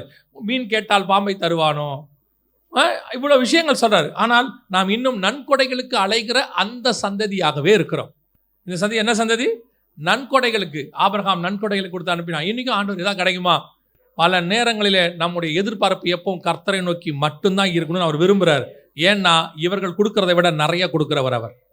தேவைக்கேற்ற மாதிரி கொடுப்பாரு. வர்றவங்க 500 ரூபா கொடுப்பாங்க, 5000 ரூபா கொடுப்பாங்க. 50,000 ரூபா தேவை இருந்துச்சுன்னா 50,000 அவர் தான் தருவார். 5 லட்சம் தேவை இருந்தாலும் அவர் தான் கொடுப்பாரு. அவரை நோக்கி பார்த்தவர்கள் வெட்கப்பட்டு போனதே இல்லை. முதல் சந்ததி ஆபிரகாமுடைய நன்கொடைகளை வாங்கி கொண்டு போகிறதான ஒரு சந்ததி. இவர்கள் நன்கொடைகளை வாங்கிக்கிட்டு தான் போவாங்க. இவங்க கடைசியாக கீழ் தேசத்துக்கு போயிடுவாங்க, மேல் தேசத்துக்கு போக முடியாது இவங்களால. ரெண்டாவது ஒரு சந்ததி இருக்கிறது, வாசிங்க. அதே ஆதியாகமத்தின் புஸ்தகம் 21ஆம் அதிகாரம் 14-15 வாசிங்க. ஆபிரகாம் அதிகாலையில் எழுந்து அப்பத்தையும் ஒரு துருத்தி தண்ணீரையும் எடுத்து ஆகாருடைய தோளின் மேல் வைத்து பிள்ளையையும் ஒப்புக்கொடுத்து அவளை அனுப்பிவிட்டான். அவள் புறப்பட்டுப் போய் பெயர்செபாவின் வனாந்தரத்திலே அலைந்து திரிந்தாள். துருத்தியிலிருந்த தண்ணீர் செலவழிந்த பின்பு அவள் பிள்ளையை ஒரு செடியின் கீழே விட்டு. நல்லா கவனிங்க, இது யாரை பற்றி இருக்குது அப்படின்னு பார்த்தீங்கன்னா இஸ்மவேலை குறித்து இருக்குது. இது ரெண்டாவது சந்ததி. இஸ்மவேலை குறித்து வேதம் சொல்லுகிறது. இஸ்மவேல் ஆக்சுவலாக யார் அப்படின்னு கேட்டிங்கன்னா ஆவிக்குரிய அர்த்தத்தை நான் சொல்கிறேன், நம்ம மாம்ச அர்த்தத்துக்கு போக வேண்டாம். கலத்திற்கு நிருபம் 4ஆம் அதிகாரம் 22, 23, 25 வரைக்கும் வாசிங்க. ஆபிரகாமுக்கு 2 குமாரர் இருந்தார்கள் என்று எழுதியிருக்கிறது. ஒருவன் அடிமையானவளிடத்தில் பிறந்தவன், ஒருவன் சுயாதீனமுள்ளவளிடத்தில் பிறந்தவன். அடிமையானவளிடத்தில் பிறந்தவன் மாம்சத்தின்படி பிறந்தான், சுயாதீனமுள்ளவளிடத்தில் பிறந்தவன் வாக்குத்தத்தத்தின்படி பிறந்தான். இவைகள் ஞான அர்த்தமுள்ளவைகள். அந்த ஸ்திரீகள் 2 ஏற்பாடுகளாம். ஒன்று சீனாய் மலையில் உண்டான ஏற்பாடு, அது அடிமைத்தனத்திற்குள்ளாக பிள்ளை பெறுகிறது.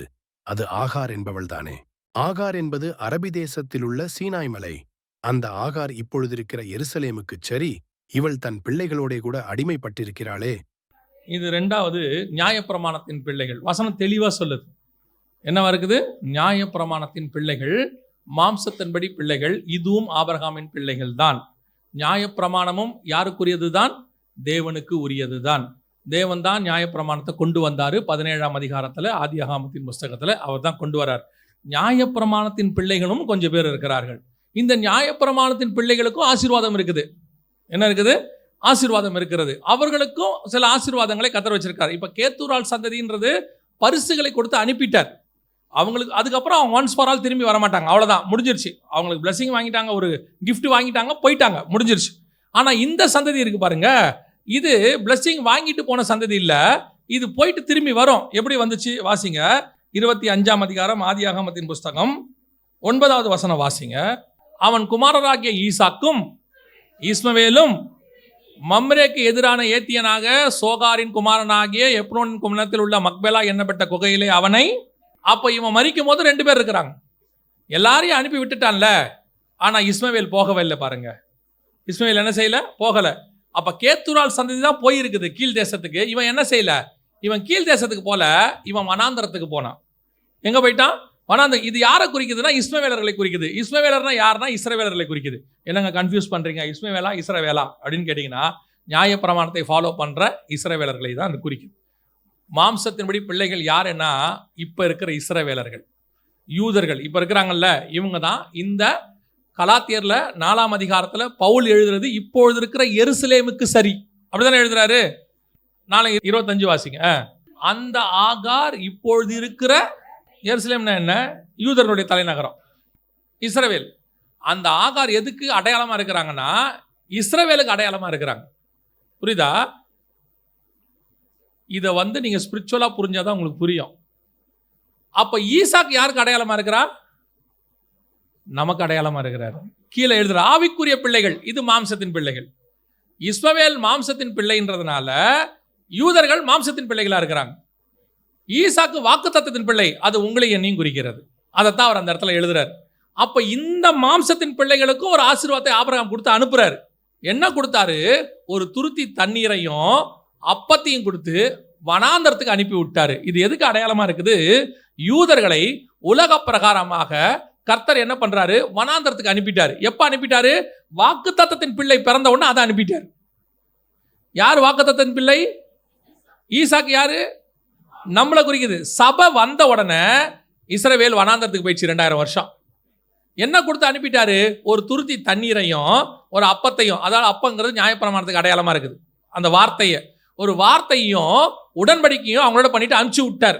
போங்க, போயிட்டு வாங்க அப்படின்னு. அலைந்து திரிந்தாள் ஆகார் என்பது இப்போ இருக்கிற எருசலேமுக்கு சரி. அவங்க இஸ்ரவேலர்கள் அலைந்து திரிந்தார்கள் எல்லா பக்கமும். கடைசியில் அவங்க சாகர நிலைமைக்கு வந்துட்டாங்க. பிள்ளை சாகிறதை நான் பார்க்க மாட்டேன், சாகர நிலைமைக்கு வந்துட்டாங்க. இப்போ ஆண்டவர் சொல்றாரு, பிள்ளை சாகாது, அவன் வளர்ற வரைக்கும் நான் கூடவே இருப்பேன். அது மட்டுமல்ல, அவனுக்கு ஒரு நீரூற்றை உண்டாக்குவேன். அந்த நீரூற்று யாருக்குரியது? ஆகாருக்கு உண்டது. அந்த நீரூற்று அவள் கண்ணுக்கு தெரியுது, அதுல பிள்ளை தண்ணி குடிக்குது, அதுல பிள்ளை வளருது. பிள்ளை வளர்ற வரைக்கும் கர்த்தர் அதோடு கூட இருந்தார். அப்படித்தானே இருக்குது. அவருடைய அர்த்தம் என்னன்னா, இஸ்ரவேலை கர்த்தர் முழுசுமாக அழிச்சு போடல, வனாந்தரத்துக்கு அனுப்புனாரு, அலைஞ்சு திரிஞ்சிச்சு, ஆனால் சாக விடாம பத்திரமா பார்த்துக்கிட்டாரு. அவனுக்கும் உடன்படிக்கை இருக்குது, அவனுக்கு நியாயப்பிரமாணம் இருக்குது. அவன் வளர்ந்து திருப்பி வரணும், இங்க வரணும். எங்க? ஈசாக்கும் அவனும் சேர்ந்து ஆபிரகாம் மரணத்துக்கு வரணும். வர்ற வரைக்கும் கர்த்தர் அவனை பத்திரமாய் பாதுகாத்துக் கொண்டார். அதுதான் 2000 வருஷமா இஸ்ரவேலை பாதுகாத்துக் கொண்டார். இந்த இஸ்ரவேலுக்கும் ஒரு ஆசீர்வாதம் இருக்கு. அவனுக்கு நன்கொடை பரிசுகளை கொடுத்து அனுப்பினார். இவனுக்கு என்ன கொடுத்தாரா? அப்பத்தை கொடுத்து அனுப்பிட்டாரு. இவனுக்கு ஒரு துருத்தி தண்ணீரை கொடுத்துட்டாரு. சர்வைவல். இவனுக்கு என்ன கொடுக்குறாரு? சாக விடாமல் சர்வைவலுக்கு தேவையான தண்ணியும் அப்பத்தையும் கொடுத்துட்டாரு. இதைத்தான் இன்னைக்கு ஆவிக்குரிய உலகத்தில் இருக்கக்கூடியவங்க ஃபாலோ பண்ற ஒரு மாம்சத்தின் கூட்டம் இருக்குது. இவங்க யாருன்னு கேட்டீங்கன்னா, இந்த இஸ்மவேலர்கள் மாதிரி, இஸ்ரேலர்கள் மாதிரி இவங்க சர்வைவலுக்கு கர்த்தரை ஃபாலோ பண்றவங்க. வாக்கு தத்தம், அது இது இப்படின்னு ஃபாலோ பண்ணிக்கிட்டே இருப்பாங்க. இவங்க என்ன செய்வாங்க? அலைஞ்சு திரிவாங்க, அழுவாங்க, ஆண்டவரை பாட்டு கதறுவாங்க. பிள்ளையின் அழுகுறல கர்த்தர் கேட்பாரு, ஆசீர்வதிப்பாரு, திருப்பி நல்லா வளருவாங்க. ஆனா இவன் யாரா இருப்பான் தெரியுமா? அதான் கொடுமையே. ஆண்டவர்கிட்ட இருந்து ஆசீர்வாதம் வாங்குறான், ஆண்டவர் தான் இவனை வளர்க்குறாரு, ஆண்டவர் தான் நீரூற்றை உண்டு பண்ணாரு, எல்லாம் குடிப்பான். இவன் துஷ்ட மனுஷனா இருப்பான். எப்படிங்க சொல்றீங்க? ஆதியாகமத்தின் புஸ்தகம் 16ஆம் அதிகாரம் 12வது வசனம் வாசிங்க. அவன் துஷ்ட மனுஷனாயிருப்பான், அவனுடைய கை எல்லாருக்கும் விரோதமாகவும் எல்லாருடைய கையும் அவனுக்கு விரோதமாகவும் இருக்கும். தன் சகோதரர் எல்லாருக்கும் எதிராக குடியிருப்பான் என்றார். எதிராக குடியிருப்பான் என்றார். இவன் யாரு? நல்ல கவனிங்க. இவன் யாரு? ஆண்டவர்கிட்ட இருந்து நீரூற்றிலிருந்து தண்ணி வாங்கினவன். இவன் வளர்ற வரைக்கும் கர்த்தர் கூடவே இருந்தாரு. யார் கூட? துஷ்ட மனுஷனோட. ஆனா இவன் யாரு? ஆபிரகாமின் சந்ததி. இவனுக்கும் ஆபிரகாம் என்ன கொடுத்திருக்கிறாரு? துருத்தி தண்ணீரையும் ஒரு அப்பத்தையும் கொடுத்திருக்கிறாரு. இவனுக்கும் இருக்கே. ஆனா இந்த மாதிரி ஒரு கூட்டம் சபைக்குள்ள இருக்குது. இது சபைக்கு வரும், வாக்குத்தத்தம் வாங்கும், கரெக்டா 1ஆம் தேதி வந்துருவாங்க, கம்யூனியன் எடுத்துருவாங்க, கிறிஸ்துமஸ்க்கு வந்துருவாங்க, சோத்திரம்பாங்க. ஆனா வீட்டுக்கு போனா துஷ்ட மனுஷனா இருப்பான். ஆனா தனிப்பட்ட வாழ்க்கையில பாத்தீங்கன்னா துஷ்ட மனுஷனா இருப்பான். இவனை பத்தி எதுவுமே நமக்கு தெரியாது. ஆனால் இவனுக்கு ஆசீர்வாதம் இருக்கு. ஏன் ஆசீர்வாதம் இருக்கு? இவன் சில காரியங்கள் வசனத்தின்படி கரெக்டா செய்வான். நான் உங்களுக்கு சொல்றது புரியுதா? சில உலகத்தான் பார்த்திருக்கீங்களா? சில உலகத்தான் பார்த்தீங்கன்னா ஆசீர்வாதமா இருப்பாங்க. காரணம் என்ன? இந்த பைபிள்ல சில விஷயங்களுக்கு ஆசீர்வாதம்னு இருக்கு. இதை அவங்க செஞ்சாலும் ஆசீர்வாதம் வரும். இப்படி நான் உங்களுக்கு சொல்றேன். கள்ளத்தராசு கர்த்தருக்கு பிடிக்காது, உண்மை உள்ள மனுஷன். இப்போ எத்தனை உலகத்தான் கள்ளத்தராசு பண்ணாம உண்மையா இருப்பாங்க தெரியுமா? நீங்க பெட்ரோல் போடும்போது கூட பாருங்க, அந்த பங்க்ல போய் போடுங்க, அங்க கரெக்டா இருக்கும் லிட்டரும்பாங்க. அங்க பெட்ரோல் ஒழுங்கா இருக்கும். அந்த பங்க்ல பாருங்க பயங்கர கூட்டம் இருக்கும். நல்லா அவர் 2 பங்கு 3 பங்கு வச்சிருவாரு. ஏன் அது ஆசீர்வாதம் அவருக்கு வருது? இந்த வசனம் சொல்லுது உண்மையா இருந்தா ஆசீர்வாதம் வரும்னு. அவர் உண்மையா இருக்கிறாரு, உலக ஆசீர்வாதம் அவருக்கு வந்துருச்சு. ஆனா அவன் துன்மார்க்கன், அவன் குடிகாரனா இருப்பாரு. ஆனா இந்த விஷயத்துல அவர் என்னவா இருக்கிறாரு? கரெக்டா இருக்கிறாரு. சில நேரத்தில் பாருங்க, 90 வயசு வரைக்கும் உயிரோட இருப்பாரு, ஆனா துன்மார்க்கனா இருப்பாரு. நம்மால பட்டீர்னு போயிடுவான், நீதிமான்பாங்க. ஏன்னு கேட்டு பார்த்தீங்கன்னா, அந்த ஆளு அப்பா அம்மா ஒழுங்கா பார்த்துருப்பான். அவன் துன்மார்க்கனா இருப்பான், அப்பா அம்மா ஒழுங்கா பார்ப்பான். வசனம் சொல்லுது, உன் நாட்கள் நீடித்திருக்கும்படி உன் தாயின் தகப்பனையும் கனம் பண்ணு. அந்த தாயின் தகப்பனையும் அந்த ஆள் கனம் பண்ணா உலக பிரகாரமான அந்த ஆள் தான். ஆனா உண்மை அவர் பைபிளை பார்த்து செய்யல. அவர் அவங்க அப்பா அம்மாவுக்கு உண்மையா இருக்கிறாரு. அப்பா அம்மா நல்லா பார்த்துப்பாரு கடைசி வரைக்கும். அவருக்கு அந்த ஆசீர்வாதம் கிடைச்சிரும். ஏன்னா அதை அவர் ஃபாலோ பண்ணாரு. பைபிள் படி ஃபாலோ பண்ணல, ஆனா பைபிள்ல உள்ள ஃபார்முலாவை தெரியாமையே ஃபாலோ பண்றாரு. புரியுதா? நான் சொல்றது உங்களுக்கு புரியுதா? இதே மாதிரிதான் நிறைய விஷயங்கள் இருக்குது. காரணம் என்ன அப்படின்னு கேட்டீங்கன்னா, உலக பிரகாரமான அந்த விஷயத்துல பைபிள்ல சொன்னபடி அவர் ஃபாலோ பண்றாரு. ஆனா அவருக்கு தெரியாது பைபிள் ஃபாலோ பண்றான்னு. இயற்கையாகவே அவருக்கு என்ன இருக்குது? அந்த சுபாவம் இருக்கு. அதுக்குரிய ஆசீர்வாதம் அவங்களுக்கு சேர்ந்துடுது. ஆனால் அவர்கள் துஷ்ட மனுஷனா இருப்பாரு.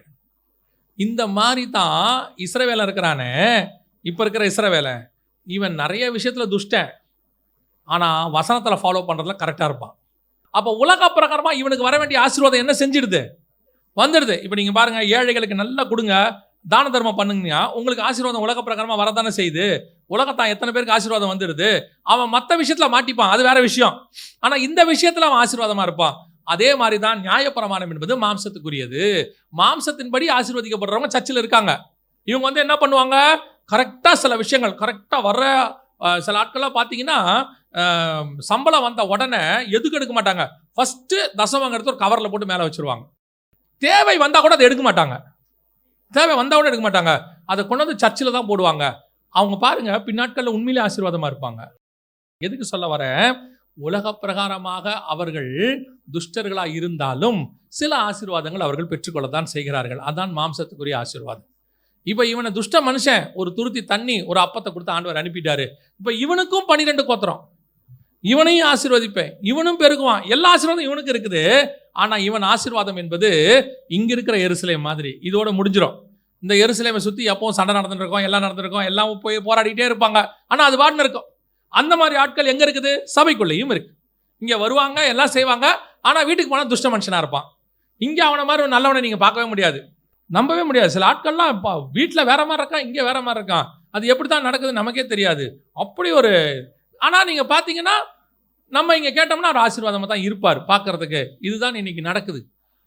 இந்த ஆசீர்வாதம் உலகத்தோடு கூட போயிடும், இவங்க ஓடி முடிப்பாங்க. இங்கே இருக்கிறது நியாயப்பிரமாணத்துக்குரிய ஆசீர்வாதம் இவர்களுக்கு வரும். இந்த ஆசீர்வாதம் வனாந்தரத்துக்கு ஓடும், சுத்தம், எல்லாம் நடக்கும். ஆனால் இவர்களை திருத்தறதுக்கு ஒரு வாய்ப்பு இருக்குது. ஆனால் இந்த ஆசீர்வாதம் ஈசாக்கு கொடுத்த ஆசீர்வாதமாய் மாறாது, அது வேற ஆசீர்வாதம். இது 2வது சந்ததி, உலக பிரகாரமான ஆசீர்வாதத்தை பெற்றுக்கொள்கிற சந்ததி.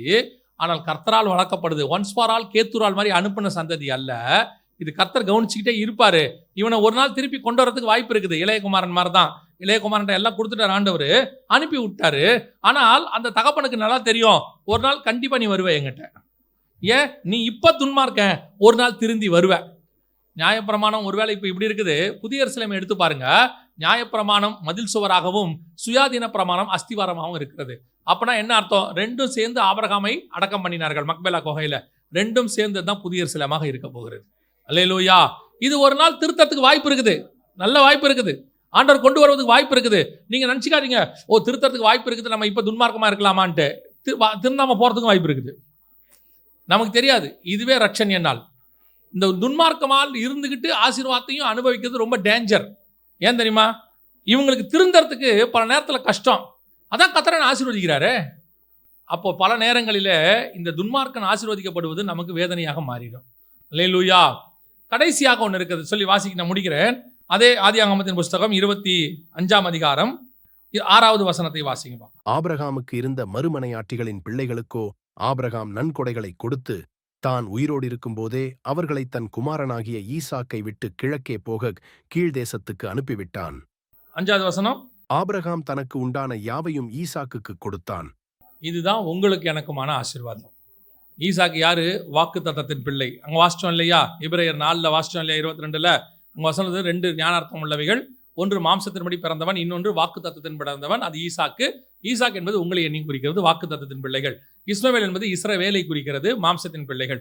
இந்த ஈசாக்குக்குத்தான் வசனம் சொல்லுது ஆபிரகாம் தனக்கு உண்டான யாவையும் கொடுத்தான். அதான் வசனம் சொல்லுது, அவரையே தந்தவர் மற்ற எல்லாவற்றையும் அருளாதிருப்பது எப்படி. நம்முடைய ஒரே பேரான குமாரனை தந்தருளி இவ்வளவாய் நம்ம இடத்துல என்ன செஞ்சாரு, அன்பு கூர்ந்தார். இப்ப நமக்கு தான் எல்லா ஆசீர்வாதத்தையும் கர்த்தர் வச்சிருக்கிறார். ஆனால் இந்த ஆசீர்வாதம் கேத்தூராளுக்கு கொடுத்த நன்கொடை அல்ல. இந்த ஆசீர்வாதம் ஆகாருக்கு கொடுத்ததான அப்பமும் துருத்தியும் அல்ல. இந்த ஆசீர்வாதம் மேலான ஆசீர்வாதம். இவனுக்கு என்ன ஆசீர்வாதம் கொடுத்தாரு? பல நேரத்தில் நிறைய பேர் என்ன சொல்றாங்க, ஆபிரகாமுடைய ஆசீர்வாதம் நமக்கு வருதுன்னு உடனே அந்த வசனம் கூட நீங்க வாசிங்க. கலாத்தியர் 3ஆம் அதிகாரம் 14வது வசனம் வாசிங்க. 3:14. ஆபிரகாமுக்கு உண்டான ஆசீர்வாதம் கிறிஸ்து இயேசுவினால் புறஜாதிகளுக்கு வரும்படியாகவும் ஆவியை குறித்து சொல்லப்பட்ட வாக்குத்தத்தத்தை நாம் விசுவாசத்தினாலே பெறும்படியாகவும் இப்படியாயிற்று. ஈசாக்கின் மூலமாக எல்லாம் வருகிறது. ஈசாக்கு தான் இயேசு கிறிஸ்துவுக்கு அடையாளம். இயேசு கிறிஸ்துவின் மூலமாக எல்லா ஆசீர்வாதம் நமக்கு வருது. இந்த எல்லா ஆசீர்வாதம்னா என்ன? வசனம் சொல்லுது, ஆபிரகாமுக்கு உண்டான ஆசீர்வாதம். ஆபிரகாம் தனக்கு உண்டான எல்லாவற்றையும் ஈசாக்கு கொடுத்தான். இங்க இயேசு கிறிஸ்துவின் வழியாக நமக்கு வருது, புறஜாதியருக்கு வருது. இதைத்தான் அவங்களுக்கு சொன்னேன், நம்ம வாக்கு தத்தத்தின் பிள்ளைகள்னு சொன்னேன். நமக்கு அது வருது. ஆனா என்ன வருது, அதான் கேள்வி. என்ன வருது? ஆபிரகாம் இப்போ என்ன பண்றாரு? தனக்கு உண்டான எல்லாவற்றையும் யாருக்கு கொடுத்தாரு? ஈசாக்கு கொடுத்தாரு. ஆதியாகமத்தின் புஸ்தகம் 26ஆம் அதிகாரம் 12வது வசனம் 13வது வசனம் வாசி. ஈசாக்கு அந்த தேசத்தில் விதை விதைத்தான். கர்த்தர் அவனை ஆசீர்வதித்ததினால் அந்த வருஷத்தில் 100 மடங்கு பலனடைந்தான். அவன் ஐசுவரியவானாகி வர வர விருத்தியடைந்து மகா பெரியவனானான். இதுவரைக்கும் ஈசாக்கு எப்படி இருந்தான்? அப்ப அந்த வசனம் சொல்லுது, அவன் ஐஸ்வர்யவனாகி வர வர விருத்தி அடைந்து. அப்ப இதுக்கு முன்னாடி எப்படி இருந்தான்? இப்பத்தான் அவன் என்னவாகிறான்? அவன் ஐஸ்வர்யவனாகி பணக்காரன் ஆகிறான் இருக்கு. அப்ப இதுக்கு முன்னாடி எப்படி இருந்தான்? பணக்காரன் இல்லை, அவ்வளோதான். பணக்காரனாக இருந்தால் அவன் ஏன் பணக்காரன் ஆனான்னு எழுத போது, விதை விதைத்தான், அந்த வருஷத்தில் 100 மடங்கு ஆசீர்வாதம் இருந்தான், அவன் ஐஸ்வர்யவனாகி வர வர விருத்தி அடைந்து. அப்போ அதுக்கு முன்னாடி என்னவா இருல? அவன் விருத்தி அடையலை. அப்போ ஆபிரகாமின் ஆசீர்வாதம்னா என்ன? நான் கேட்கறது புரியுதா? சரி, இப்போ இவன் ஐஸ்வர்யன் ஆயிட்டானா? நல்ல பணக்காரன் ஆயிட்டானா? அப்போ இவன் ஆசீர்வாதம் யாருக்கு போனோம்? ஈசாக்கின் சந்ததி யாருக்கு போனோம்? இல்லை, ஆவிக்குரிய விதத்தில் உலக பிரகாரமாக இது யாருக்கு போனோம்?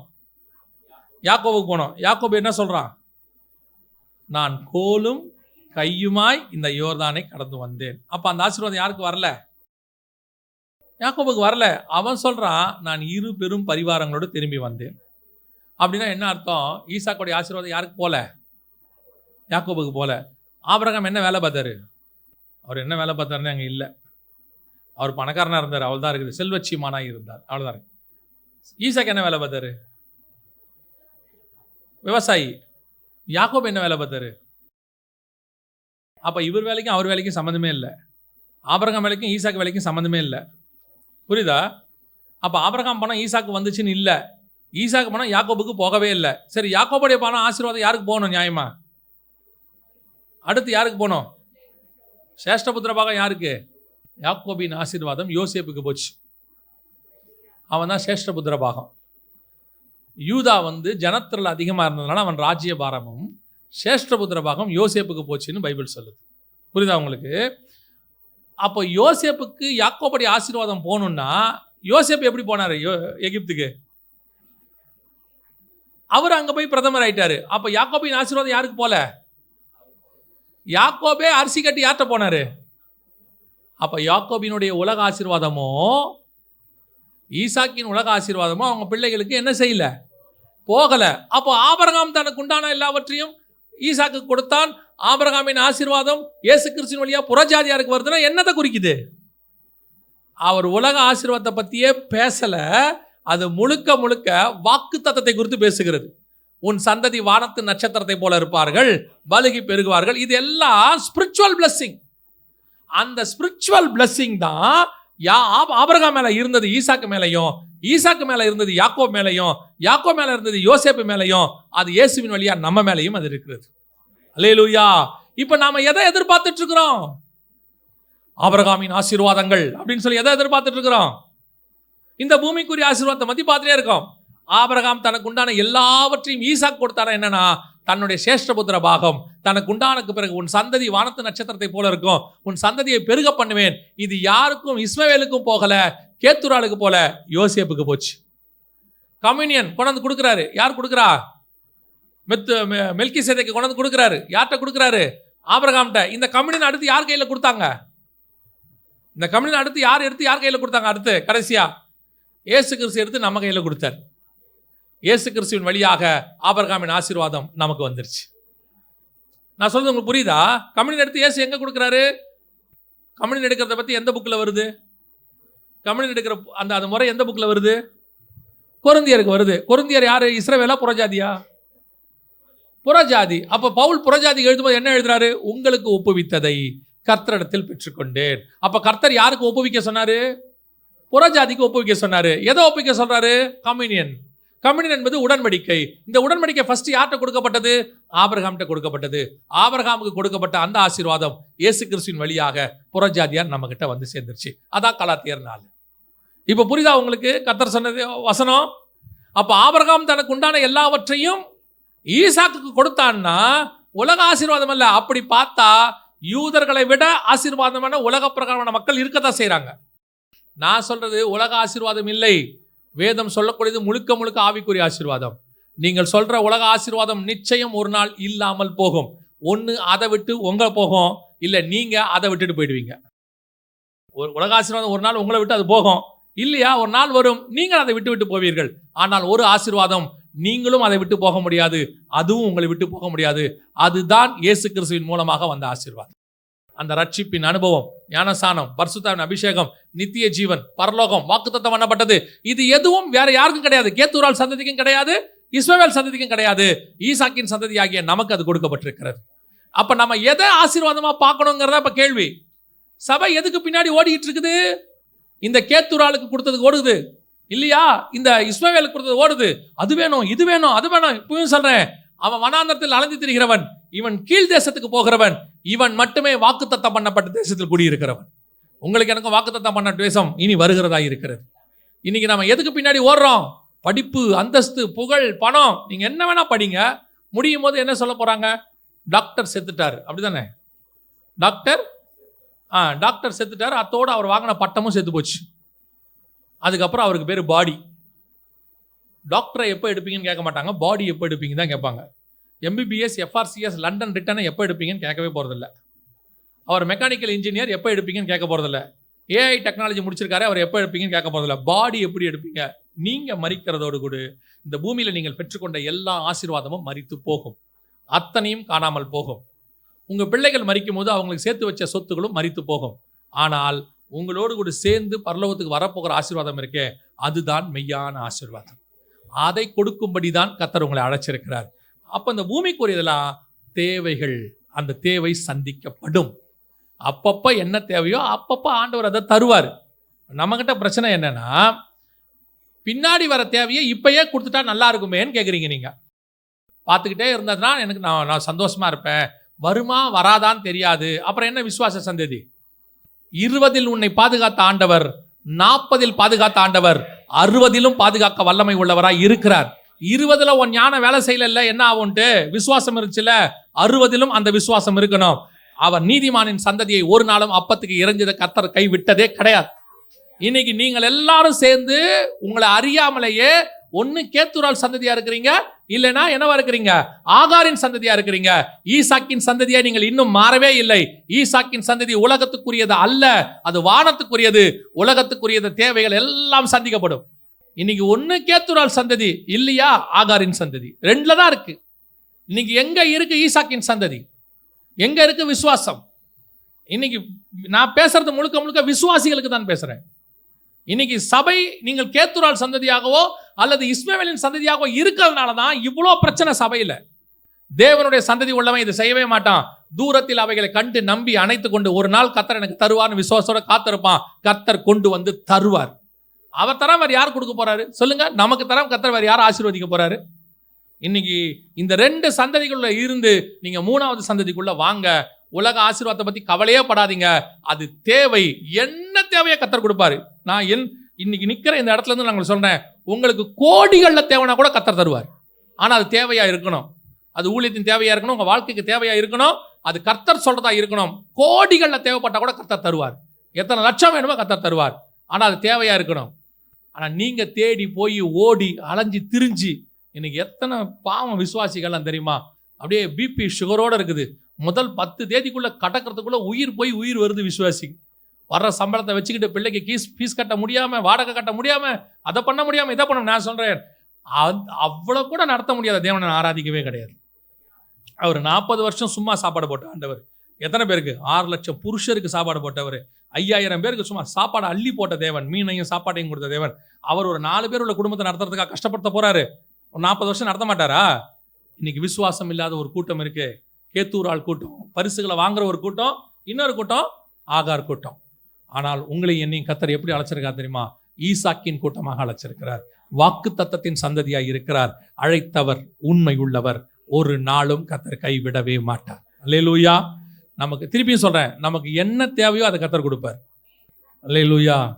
நான் சொல்றேன், நம்முடைய தேவன் என்ன தேவையோ 24 மணி நேரமும் கொடுப்ப வல்லமை உள்ளவர். உன் வாழ்நாள் முழுவதும் கொடுக்க வல்லமை உள்ளவர். ஆனால் உனக்கு எனக்கு வச்சிருக்கிற ஆசீர்வாதம் பரலோகத்துக்குரியது, மகா மேன்மைக்குரியது. அது வேற எந்த சந்ததிக்கும் கிடைக்காது. அது வாக்குத்தத்தம் பண்ணப்பட்ட சந்ததிக்கு மட்டும்தான் கிடைக்கும். அல்லேலூயா. நாம் ஜெபிக்க போகிறோம். ஏந்திரிக்கலாமா தேவ சமூகத்தில்? விசுவாசிகளுக்கு சொல்றேன், இந்த தேவன், நான் அவரோடு கூட 33 வருஷம் பழகினதுனால சொல்றேன், இந்த தேவன் நம்மளை வேதனைப்படுத்தி பார்க்கணும்னு விரும்பாத தேவன், நம்ம கண்ணீர் வடிக்கணும்னு விரும்பாத தேவன். யாக்கோபு கண்ணீர் வடிச்சாலே தாண்டி போகாத தேவன் அவர். மரியாள் கண்ணீர் வடிச்சா லாசருவை உயிரோடு கூட எழுப்பி கொடுக்கிற தேவன் அவர். நம்ம அழுத அவர் கூட அழுவார். இயேசு கண்ணீர் விட்டார்னு இருக்கு. அந்த தேவனா உங்களை வேதனைப்படுத்தி பார்க்க போறாரு? சொல்லுங்க. அந்த தேவனா உங்களை தரித்திரத்தில் தள்ளி பார்க்க போறாரு? அந்த தேவனா உங்களை குறைவுகளில் விட்டுட்டு நீ சின்ன பின்னமாகி சிக்கி தவிக்கிறத பார்க்க போறாரு? அவர் ஒரு நாள் அப்படி விரும்ப மாட்டார். அவர் ஆபிரகாம்கிட்ட சொல்லிட்டாரு, ஆகாரையும் இஸ்மவேலையும் அனுப்பிருன்ட்டு. ஆனால் கூடவே போயிட்டாரு வனாந்தரத்துக்கு. அவர் கூடவே போயிட்டாரு. வசனம் சொல்லுது, கர்த்தர் பிள்ளையோடு கூட இருந்தார். பிள்ளை வனாந்தரத்தில் இருக்கிறது, கர்த்தர் பிள்ளையோடு கூட இருந்தார். யோசேப்பு சிறைச்சாலையில் இருக்கிறான், வேதம் சொல்லுது கர்த்தர் யோசேப்போடு கூட இருந்தார். உன்னை அனுப்பிட்டு தூரத்தில் நின்று பார்க்குற ஆண்டவர் அல்ல, உன் கூடவே வந்து உன்னை காப்பாற்றி கொண்டு வருகிற ஆண்டவர். அந்த தேவனா உன்னை கைவிடுவார்? சொல்லு. உனக்கு ஏன் அந்த ஆண்டவர் மேலே இவ்வளவு அவிசுவாசம்? ஏன் நடத்துவாரான்ட்டு? அவர் உன்னை வனாந்தரத்தில் கைப்பிடிச்சு கூட்டது எதுக்கு தெரியுமா? இந்த வனாந்தரத்தில் நான் உன்னை எப்படி நடத்துகிறேன் நீ கற்றுக்கோன்றதுக்கு தான். நல்ல ஆசீர்வாதமான தேசத்தில் யார் வேணாலும் நடத்தலாம். தாவீது அரண்மனையில் இருக்கும்போது எல்லாரும் கூட இருப்பாங்க.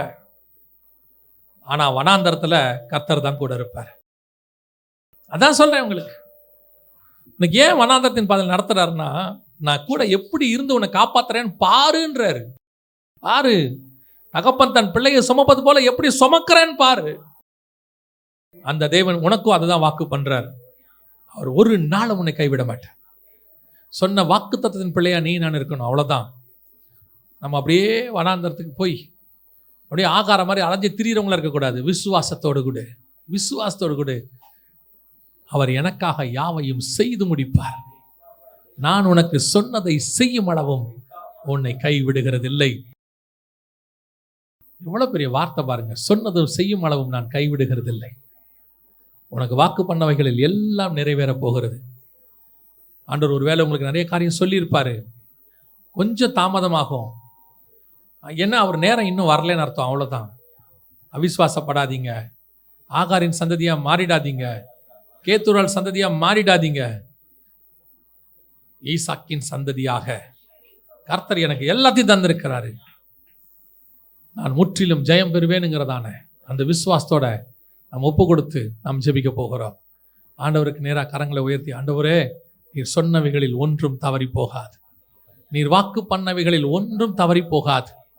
நீர் என்னை குறித்து என்ன சொன்னீரோ, எனக்கு என்ன வாக்கு பண்ணினீரோ அதை முற்றிலும் நிறைவேற்ற நீர் வல்லமை உள்ளவராய் இருக்கிறீர். நான் விசுவாசிக்கிறேன்பா. சொல்லுவோமா? ஆண்டவருக்கு முன்பாக கரங்களை உயர்த்தி, நான் விசுவாசிக்கிறேன்பா, நீங்க சொன்ன காரியத்தை நான் விசுவாசிக்கிறேன். சர்வ வல்லமையுள்ள எங்கள் தகப்பனே, இந்த நாளுக்காக உமக்கு நன்றி. நீ சொன்ன வார்த்தைகளில் ஒன்றும் தவறி போகாமல் அதை நிறைவேற்ற போறதுக்காக உமக்கு ஸ்தோத்திரம். ஆண்டவரே, நாங்கள் ஈசாக்கின் சந்ததியாக, வாக்குத்தத்தத்தின் சந்ததியாக, ஆபிரகாமின் ஆசீர்வாதத்தை இயேசு கிறிஸ்துவின் மூலமாக பெற்றுக்கொள்ளுகிற சந்ததியாக முடிவு பரியந்தம் காணப்பட கிருபை பாராட்டும். இந்த வாக்குத்தத்தங்கள், இந்த வார்த்தைகள் இந்த சபைக்கு அப்படியே 100% நடக்கட்டும். ஆண்டவர் நிறைவேறட்டும். இங்கே இருக்கிறவர்கள் வேதனை இல்லாத ஆசீர்வாதங்களை சுதந்திரித்துக் கொள்ளட்டும். எங்கள் ஆண்டவர் இயேசு கிறிஸ்துவின் நாமத்தில் பிதாவே.